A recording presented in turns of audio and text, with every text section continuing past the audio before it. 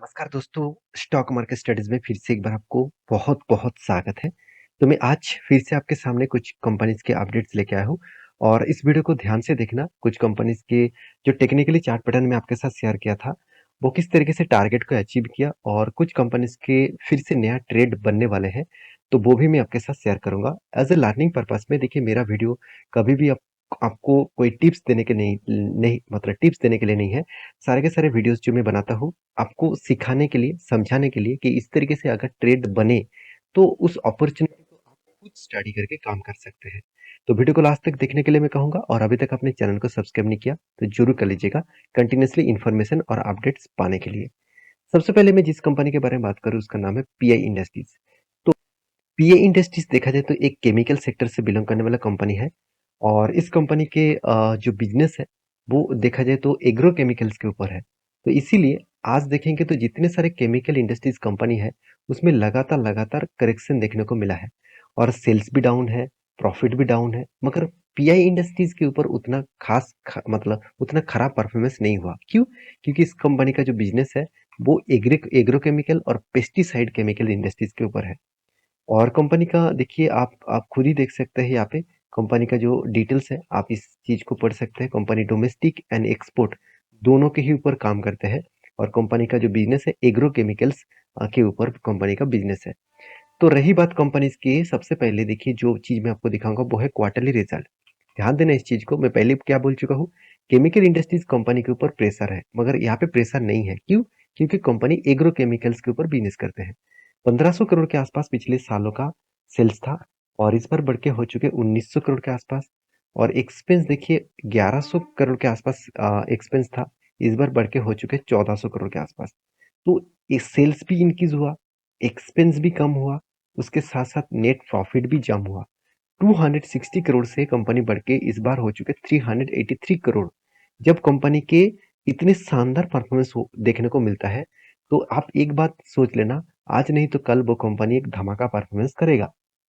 तो कैसे कर परफॉर्मेंस करेगा? सबसे पहले देखिए कंपनी का देखिए मार्केट कैप सबसे बड़ा है। आज कंपनी इंडिया के नंबर वन पेस्टि मतलब एग्रोकेमिकल और पेस्टिसाइड इंडस्ट्रीज के नंबर वन कंपनी है, क्योंकि यूपीएन नंबर वन था, वो आज सेकेंड पोजीशन में चला गया।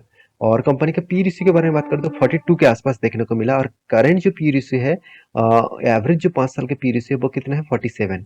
इसका मतलब कंपनी के पी रेशियो और एवरेज पी रेशियो दोनों ही सेम टू सेम लेवल देखने को मिला है। कंपनी का जो क्वार्टरली रिजल्ट है उसके बारे में बात करूँ तो कंपनी का तो सॉरी प्रॉफिट और लॉस साल भर के बारे में बात करूँ तो कंपनी देखेंगे तो सेल्स लगातार इंक्रीज होता गया और इस बार हाईएस्ट सेल्स इंक्रीज किया, उसके साथ साथ हाईएस्ट प्रॉफिट भी जनरेट किया। जब कोई कंपनी इतने शानदार तरीके से परफॉर्मेंस को रिप्रेजेंट करते हैं, तो उस कंपनी के ऊपर डरना नहीं चाहिए, उस कंपनी के ऊपर पेशेंट के साथ बना रहना चाहिए। तो देखिए कंपनी का सेल्स ग्रोथ कितना शानदार है, कंपनी का प्रॉफिट ग्रोथ और भी तगड़ा है, कंपनी का रिटर्न ऑफ इक्विटी भी बेस्ट है और कंपनी का सीएजीआर परसेंटेज तो कंपनी धमाका परफॉर्मेंस दिया। 10 साल में 40% का रिटर्न दिया, 5 साल में 37% और 3 साल में 24% और 1 साल में 13%। तो आप कहेंगे सर क्या आप इस कंपनी के ऊपर ट्रेडिंग करते हैं, सिर्फ इन्वेस्टमेंट नहीं करते? हाँ, मैं इस कंपनी के ऊपर दोनों तरीके से काम करता हूँ, एज ए इन्वेस्टमेंट और एज ए ट्रेडिंग। तो मैं ट्रेडिंग कहाँ कहाँ पे करता हूँ वो मैं आपके साथ शेयर करता हूँ। इन्वेस्टमेंट मेरा कौन सा लेवल में है वो मैं आज तक किसी को शेयर नहीं किया। अगर वो भी जानना है तो मुझे कमेंट्स करिए, ज़्यादा कमेंट्स आएंगे तो मैं जरूर शेयर करूंगा। तो कंपनीज के जो एक्चुअली बैलेंस शीट के बारे में बात करूँ, ध्यान दीजिएगा, रिजर्व लगातार बढ़ते गए, उसके साथ साथ कंपनी का कर्जा कंटिन्यूसली डाउन होता गया और कंपनी के देखिए फिक्स एसेट भी इंक्रीज होता गया। अच्छा खासा फिक्स एसेट इंक्रीज हुआ और नेक्स्ट ईयर ईयर में भी कंपनी का फिक्स एसेट और भी इंक्रीज होगा, क्योंकि ये जो 132 करोड़ आपको दिख रहा है वो आपको इस फिक्स एसेट के साथ ऐड हो जाएगा। और कंपनी के CWIP में जो ग्रोथ भी देखने को मिला है वो भी मुझे प्लस पॉइंट लगा और इसीलिए शायद इन्वेस्टर भी अच्छा खासा निवेश किया। एफआईएस ने होल्डिंग्स को बढ़ा दिया, डीएस ने भी यहाँ पे होल्डिंग्स को कंटिन्यू रखा और छोटा मोटा स्टेक कम किया और पब्लिक के पास भी अच्छा खासा होल्डिंग्स देखने को मिला।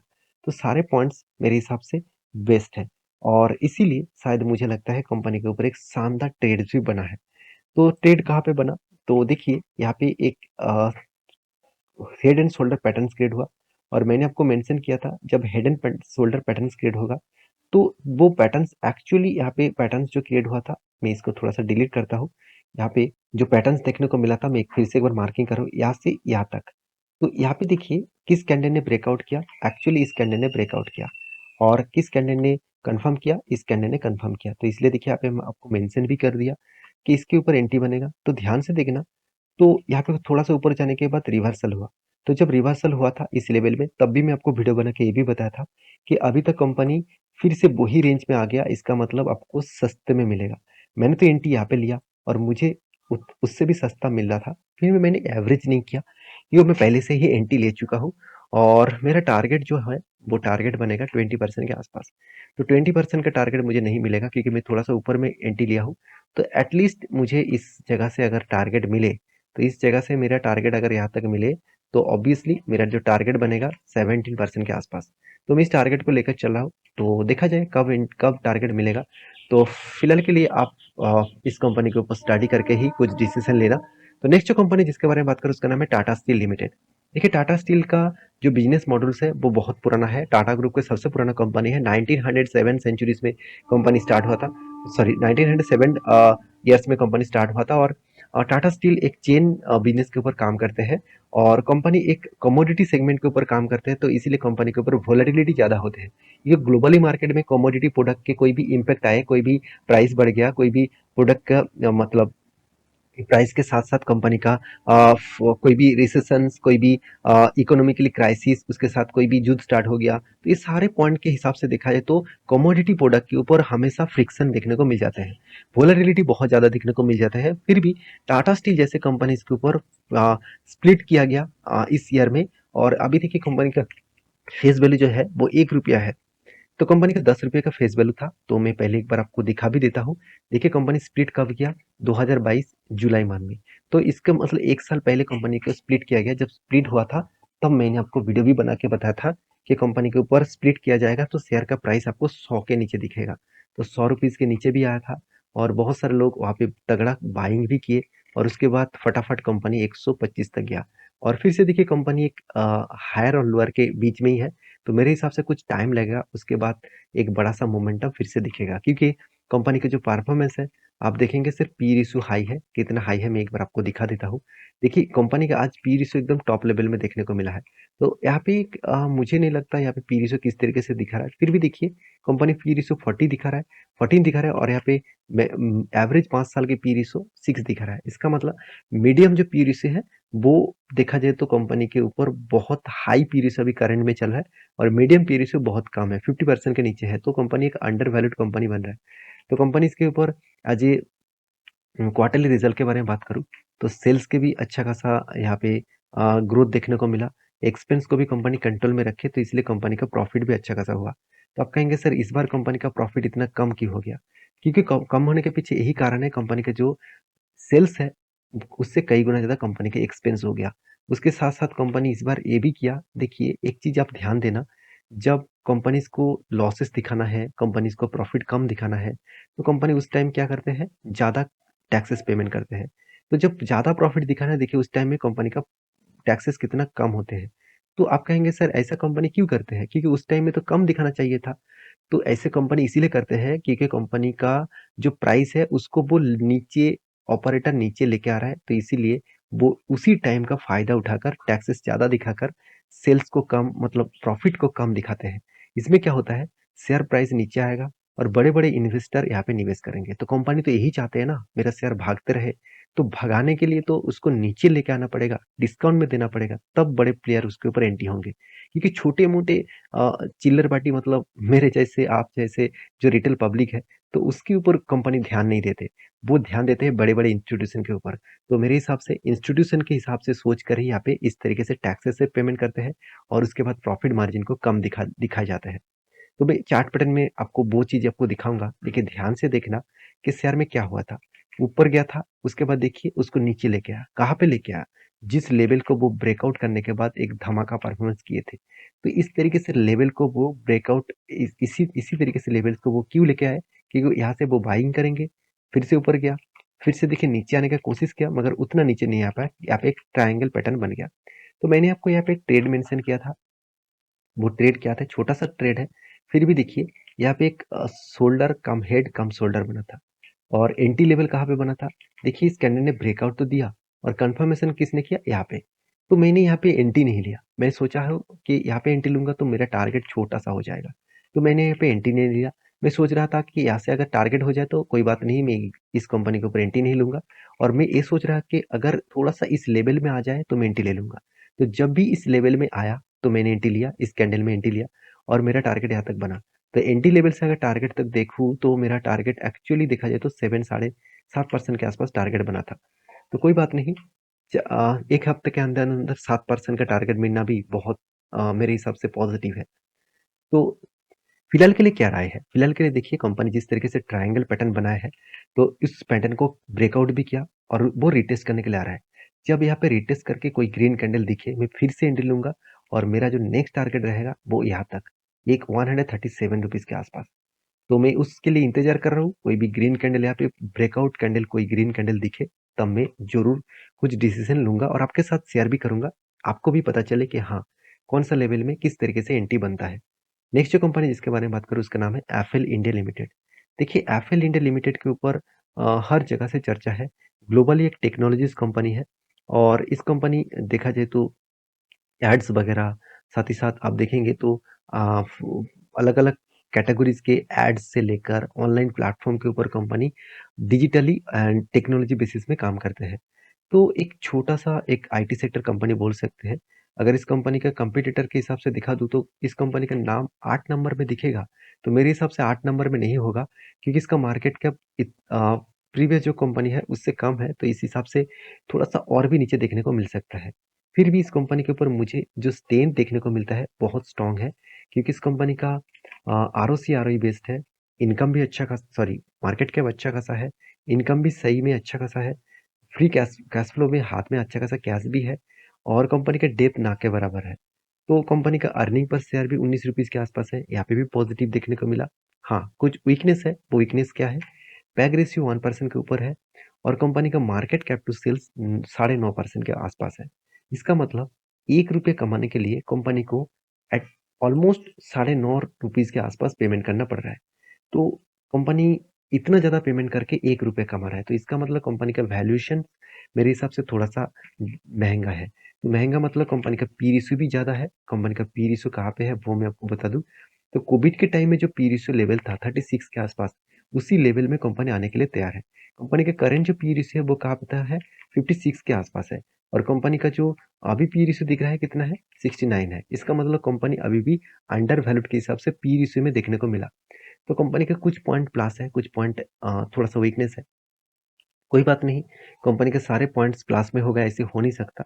तो उस हिसाब से कंपनी के ऊपर आपको स्टडी करके काम करना पड़ेगा।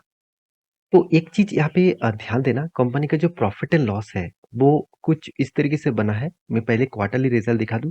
देखिए, कंपनी कंटीन्यूअसली खुद के प्रॉफ़िट को हर मतलब मैं सिर्फ़ जून क्वार्टर के बारे में बात किया करूँ तो कंपनी देखिए हर जून क्वार्टर में खुद का प्रॉफ़िट मतलब सेल्स को लगातार इंक्रीज़ किया। उस हिसाब से कंपनी के एक्सपेंस भी कंपनी कंट्रोल में रखे। उस हिसाब से कंपनी का जो नेट प्रॉफ़िट है, वो भी लगातार-लगातार बढ़ते चले गए। तो कंपनी 19 करोड़ से बढ़ के हो गया 36 करोड़, उससे बढ़ के हो गया 55 करोड़, उससे बढ़ के हो गया 66 करोड़। तो ओवरऑल यहाँ पे अच्छा खासा एक नेट प्रॉफिट देखने को मिला है। तो नेट प्रॉफिट इंक्रीज होने के कारण ही शेयर प्राइस का भी इंक्रीज हो रहा था। और एक चीज आप ध्यान देना, देखिए मैं आपको पहले वीडियो में मैं मतलब पहले स्टॉक के ऊपर बताया, जब कंपनी का अच्छा खासा प्रॉफिट होता है ना, तब कंपनी उतना ज्यादा टैक्सेशन नहीं पेमेंट करता। देखिए 6%, उसके बाद देखिए 14%, 8%, 7%, इस तरीके से वो टैक्सेस पेमेंट कर रहा है।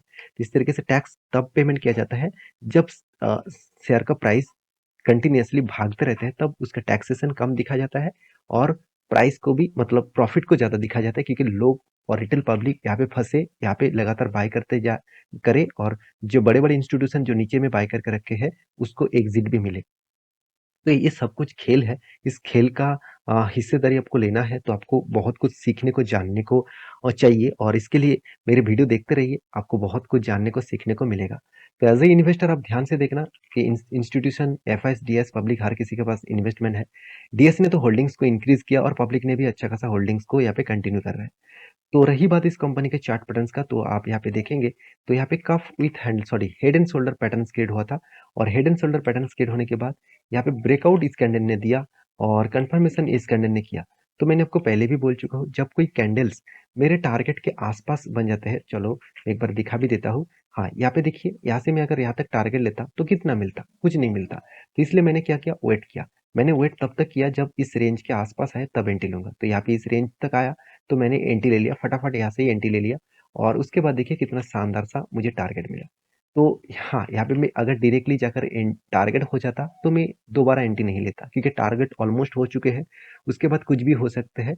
तो इस तरीके से कभी भी टारगेट अगर अचीव हो जाए तो रिवर्सल करे तो एंट्री मत लेना, प्लीज़ एंट्री मत लेना क्योंकि यहाँ से टारगेट दे भी सकते हैं और यहाँ से गिर भी सकते हैं। तो मैं इस तरीके से ट्रेड कभी नहीं लिया आज तक, तो मैं लूँगा भी नहीं क्योंकि जब टारगेट बन जाता है तो उसके बाद कोई भी एंट्री लेवल्स मेरे तरफ से नहीं बनता है।